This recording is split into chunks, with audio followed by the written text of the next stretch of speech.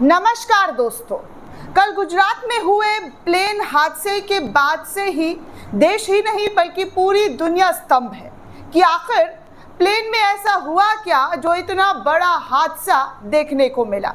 इस हादसे में कई लोगों ने जान गंवाया, जिसमें भारतीय सहित ब्रिटेन के नागरिक भी सफर कर रहे थे।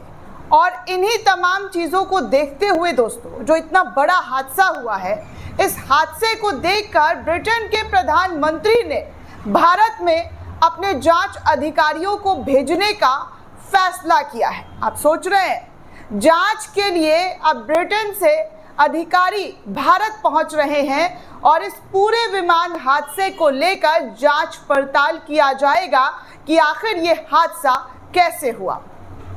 मेरे दिमाग में एक सवाल भी है दोस्तों, वो सवाल मैं सोच रही हूँ आपसे साझा करूँ। दोस्तों, ब्रिटेन के 14 से 15 लोगों की हादसे के दौरान जान गई है, ऐसी खबर निकलकर सामने आ रही है।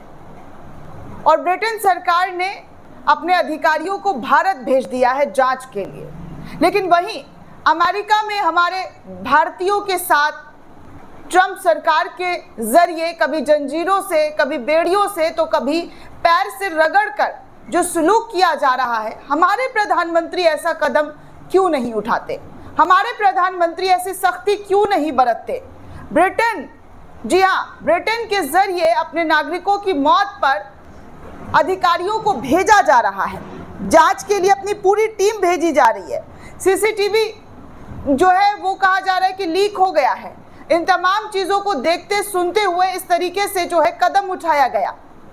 लेकिन हमारे भारत के पीएम भारतीय के साथ कुछ भी हो जाए, जरा सा भी उनके चेहरे पर शिकन क्यों नजर नहीं आता है? ये इस वक्त आम नागरिकों का सवाल है दोस्तों। एक एक तस्वीर आपको दिखाऊंगी कि कैसे हादसे की जांच के लिए यूके पीएम ने अपनी पूरी की पूरी टीम भेज दी है। यहाँ तक कि दोस्तों सीसीटीवी कैमरे में कुछ तस्वीरें भी लीक हुई है। अब क्या होगा और किस तरीके से भाजपा सरकार इस पूरे मामले को कैसे कंट्रोल करेगी, गोदी मीडिया कैसे लगेगी, वो एक एक करके बताऊंगी। लेकिन उससे पहले आपको तमाम बड़ी जानकारी दे दूं कि विमान हादसे की जांच में हिस्सा लेने के लिए यूके ने एक जांच दल को भारत भेजा है। यूके के खुद पीएम ने आकर, जी हाँ, यूके के जो पीएम है कीर स्टारमर, उन्होंने खुद आकर इस बात की जानकारी दी। यही नहीं, आप कीर स्टारमर के सोशल मीडिया पेज पर जाएंगे तो उनके जरिए ये प्रतिक्रिया दी गई है, ट्वीट करते हुए एज अ प्रधानमंत्री अपने देश के। उन्होंने पूरा का पूरा वीडियो साझा किया है।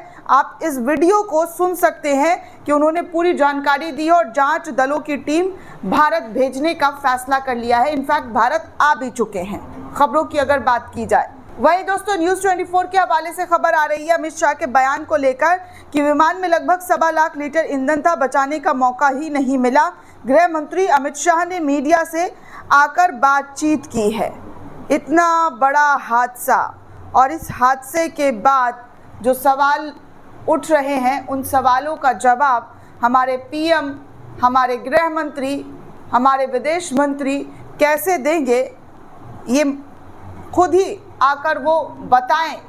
इन तमाम सवालों का जवाब दें कि आखिर इतना बड़ा विमान, जो कि आरोप लग रहा है ख़राब था और ख़राब होने के बाद भी इस विमान को उड़ाया गया, तो ऐसे में बहुत सारे लोगों के जहन में सवाल खड़े हो रहे हैं। दोस्तों, वहीं एक और रिपोर्ट सामने आ रही है जहां पर कहा जा रहा है कि ब्यावा त्रिशादी हर मदद को तैयार। अहमदाबाद विमान हादसे पर क्या बोले डोनाल्ड ट्रंप? अहमदाबाद में हुए भीषण एयर इंडिया विमान हादसे पर देश भर में इस वक्त शोक की लहर मची हुई है। दुनिया भर के नेताओं ने इस हादसे को जो है गहरा झटका बताया है, गहरा सदमा जो है इस पूरे हादसे पर जताया है। अमेरिका के राष्ट्रपति ट्रंप ने भी इस भीषण विमान हादसे में अपनी दुख जो है वो व्यक्त की है। उन्होंने प्लेन क्रैश की घटना पर शोक जताया और कहा कि वो भारत की हर मदद करने को तैयार है। ऐसा बयान जो है ट्रंप के जरिए आया है। गुजरात के पूर्व सीएम विजय रूपानी समेत 200 से अधिक लोगों की जान जाने की खबर निकलकर सामने आ रही है दोस्तों। और इन तमाम चीज़ों को लेकर देश नहीं, जैसा कि मैंने कहा, दुनिया भर के लोगों को झकझोर दिया गया है। दुनिया भर के लोग इस हादसे को लेकर गहरे सदमे में हैं कि आखिर इस तरीके की चीज़ें कैसे हो गई। वहीं एक और रिपोर्ट आ रही कि विमान हादसे की जांच के लिए DGCA की टीम पहुंची। कल अहमदाबाद जा सकते हैं पीएम मोदी। नरेंद्र मोदी जो है यानी कि आज कहा जा रहा है कि अहमदाबाद जा सकते हैं उस जगह का जायज़ा लेने के लिए। दोस्तों आपको बता दें कि Ahmedabad plane crash Boeing 787 Dreamliner की सुरक्षा सवालों के घेरे में इस वक्त जमकर उठ रहा है। उनकी सुरक्षा पर कई सारे सवाल खड़े कर दिए गए। कहा जा रहा है कि गुजरात के अहमदाबाद हवाई अड्डे में 12 जून 2025 को air India Boeing 787-8 dream liner विमान हादसे के शिकार हो गया है। सभी 242 यात्रियों की जो है मरने की बार बार संभावना जताई जा रही है, जिनमें पायलट और क्रू सदस्य भी शामिल थे। और इस हादसे में इस हादसे में बोइंग 787 ड्रीम लाइनर की सुरक्षा को लेकर बेहद गंभीर सवाल खड़े हो रहे हैं। बोइंग 787 ड्रीम लाइनर की सुरक्षा पर सवाल हाल ही के सालों में कई बार उठ चुके हैं, लेकिन इन सवालों को दरकिनार किया गया, साइड किया गया। और देखिए साइड करने का नतीजा कि आम जनता इससे इफेक्ट हुई, आम लोगों की जान गई। भारी भरकम पैसे देकर टिकट खर्च करो, टिकट पर पैसा लगाओ और टिकट मिलता है जिस विमान के लिए यात्रा करने के लिए, वो विमान ही ख़राब निकलता है। ऐसा सवाल उठ रहा है, आरोप लग रहे हैं दोस्तों। और लोगों की जान अलग से, लोग किस तरीके से इस जान गंवाते हुए नज़र आए हैं, ये आपके सामने छुपा नहीं है। पूरा देश देख रहा है कि कैसे लोगों की जान जो है वो चली गई है, लोगों की जान किस तरीके से हलाक हो गई है। दोस्तों एक और CCTV कैमरा जो है अहमदाबाद एयरपोर्ट का सामने आया है, जहां पर अहमदाबाद प्लेन क्रैश का एक और CCTV जो है आप साफ तौर पर देख सकते हैं कि कैसे जो है प्लेन उड़ता हुआ नज़र आ रहा है। जिस विमान में हादसा हुआ है उस विमान के हादसे वाली जगह का CCTV फुटेज आप साफ तौर पर देख सकते हैं कि आसमान में उड़ने के कुछ ही मिनटों बाद किस तरीके से, जी हाँ, किस तरीके से प्लेन जो है ज़मीन में गिर जाता है, वो भी धड़ाम करके। आप देख सकते हैं इस CCTV फुटेज को। पूरी तस्वीरें जो है CCTV फुटेज की इस वक्त निकलकर सामने आई है। वहीं आप ये भी देख सकते हैं दोस्तों कि दुनिया भर के, जी हाँ, दुनिया भर के न्यूज़ चैनल ने इस खबर को जो है साझा किया है कि कैसे यूके अपनी पूरी टीम को जो है इन्वेस्टिगेट करने के लिए भेज रहा है। TRT वर्ल्ड समेत तमाम जो है न्यूज़ चैनल के ज़रिए खबर को चलाया जा रहा है।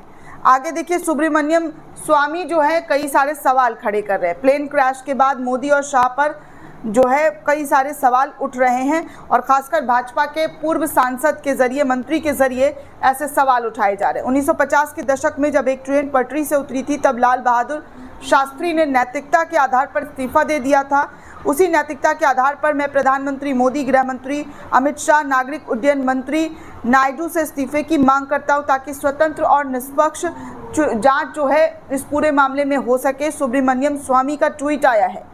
तो आप सोचिए कि सुब्रमण्यम स्वामी जो खुद बीजेपी के नेता हैं, उनके ज़रिए अपने ही नेता को लेकर ऐसे सवाल जो है वो खड़े कर दिए गए हैं कि भैया आप जो है इस्तीफ़ा दे दीजिए, आप अपनी नैतिकता जो है वो देखते हुए इस पूरे मामले पर इस्तीफ़ा दे दीजिए क्योंकि जांच पड़ताल सही से हो सके। दोस्तों इस पूरे रिपोर्ट को लेकर आप क्या सोचते हैं, आपकी क्या प्रतिक्रिया, हमें कमेंट करके ज़रूर बताइएगा। साथ ही साथ चैनल को ज़्यादा से ज़्यादा लाइक, शेयर और सब्सक्राइब करना बिल्कुल भी ना भूलें। शुक्रिया दोस्तों।